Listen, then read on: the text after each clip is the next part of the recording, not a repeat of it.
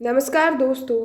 अगर आप हमारे चैनल पर नए हैं तो इसी तरह की रोचक कहानियों को सुनने के लिए हमारे चैनल कहानी अपनी अपनी को ज़रूर लाइक शेयर एंड सब्सक्राइब करें। आज की कहानी शुरू करते हैं। विनिशा शाम को अपने पति के लिए जूस बना रही थी। तभी उसकी छोटी बहन पूनम का फ़ोन आया। विनिशा ने जल्दी से फ़ोन रिसीव किया और कहा, मैं अभी तुझे ही याद कर रही थी। तुझे आम का जूस पसंद है ना? इसीलिए जब भी बनाती हूँ हमेशा तेरी याद आ जाती है। पर विनिशा की बहन पूनम बिल्कुल खामोश थी। जब विनिशा ने उसकी खामोशी का कारण पूछा तो पूनम की सिसकियों की आवाज़ विनिशा के कानों में साफ सुनाई पड़ रही थी।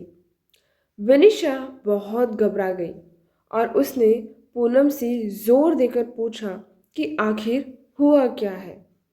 तब पूनम ने डरते डरते बताना शुरू किया कि अभी मेरे फ़ोन में किसी अनजान व्यक्ति का फ़ोन आया था और वह मुझे कह रहा था कि वह मुझे जानता है और उसके पास मेरी कुछ फ़ोटोज़ हैं और अगर मैंने उसकी बातें और शर्त नहीं मानी तो वह उन फोटोज़ को इंटरनेट पर डाल देगा। तब विनिशा ने पूनम से कहा, पूनम, ऐसे ही कोई गलत नंबर होगा। कोई सिरफिरा ऐसा ही तेरे मज़े ले रहा होगा। तू डर मत, कुछ नहीं होगा ऐसा वैसा। तब पूनम ने घबराते हुए कहा, दीदी मुझे उस इंसान से डर नहीं लग रहा, पर मुझे उसकी बातों से बहुत डर लग रहा है। यह कहकर पूनम रोने लगी। तभी विनिशा ने कहा, तो बताना उस इंसान ने क्या कहा तुझे? तब पूनम बोली, उसने मुझे कहा कि अगर वह मेरी फ़ोटो इंटरनेट पर नहीं डाले तो मुझे उसकी सारी मांगें पूरी करनी होगी। उसने कहा कि आज रात वह मेरे घर पर आएगा।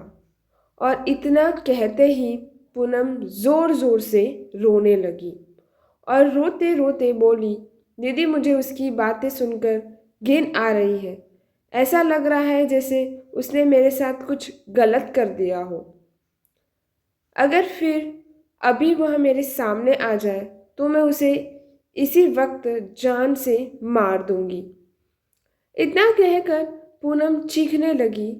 तभी विनिशा ने पूनम से कहा, अरे पूनम, तू संभाल अपने आप को और मुझे उस घिनौने इंसान के नंबर भेज।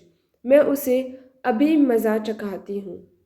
यह कहकर विनिशा ने फ़ोन काट दिया।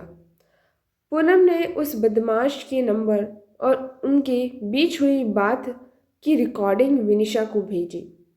जब विनिशा ने वह रिकॉर्डिंग अपने पति को सुनाई तो दोनों के होश उड़ गए। विनिशा और पूनम दो बहनें हैं। उनकी मम्मी का अभी 3 साल पहले ही देहांत हो चुका है और विनिशा की शादी अभी 1 साल पहले ही हुई थी। घर में बस अब उसके पापा और पूनम ही है। अब मोबाइल पर ऐसी धमकी भरी अश्लील बातें कोई भी बेटी अपने पिता को आसानी से नहीं बता सकती। इसलिए पूनम ने सारी बातें अपनी दीदी भी विनिशा को बताई। अगले दिन ही विनिशा और उसका पति पुलिस स्टेशन पर जाकर इस इंसान के खिलाफ पुलिस कंप्लेंट करवाए। बाद में जब पुलिस ने छानबीन की तो पता लगा वह लड़का पूनम के मोहल्ले का ही निकला जो मानसिक गंदगी से पीड़ित था। उसकी सोच और उसके विचार हर एक लड़की के प्रति घिनौनी नज़रें रखते थे।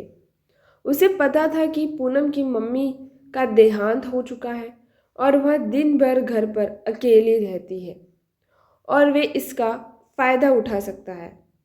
और वह लड़का अपनी बुरी नज़रों और घटिया बातों से पूनम की आत्मा के साथ खिलवाड़ कर रहा था। पर बाद में जब उसे पुलिस ने पकड़ लिया तो उसे जेल की सलाखों के पीछे जाना पड़ा। आज भी हमारे समाज में उस जैसे मानसिक रोगी बैठे हैं जो हजारों लड़कियों की आत्मा के साथ खिलवाड़ कर रहे हैं। इनमें से कुछ लड़कियां तो मजबूत होती हैं, तो ऐसे रोगियों को अच्छा सबक सिखाती हैं, और कुछ लड़कियां उनसे डर जाती हैं और उनकी मांगों को पूरा करते करते उनकी घिनौनी नज़र का शिकार बनती हैं। पर आज समय आ गया है कि ऐसे मानसिक रोगियों को हम लड़कियां ही सबक सिखा सकती हैं। इसलिए लड़कियों को उनसे डरने की बजाय उनका डटकर सामना करना चाहिए।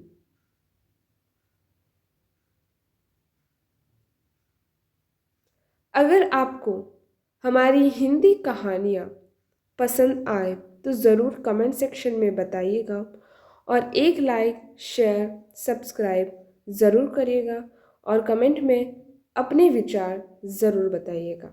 धन्यवाद।